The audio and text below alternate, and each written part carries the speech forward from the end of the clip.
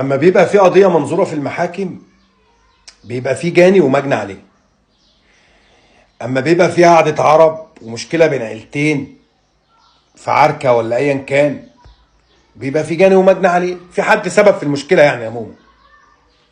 تقول لي يا ابو علي الدخله دي، اقول لك لا، انا بحاول اوصل لك ان الناس المتنازعين في ازمه القمه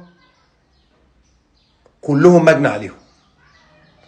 بمعنى يا ابو علي، بمعنى ان الجاني الوحيد اللي حط اللوائح وما عرفش يطبقها.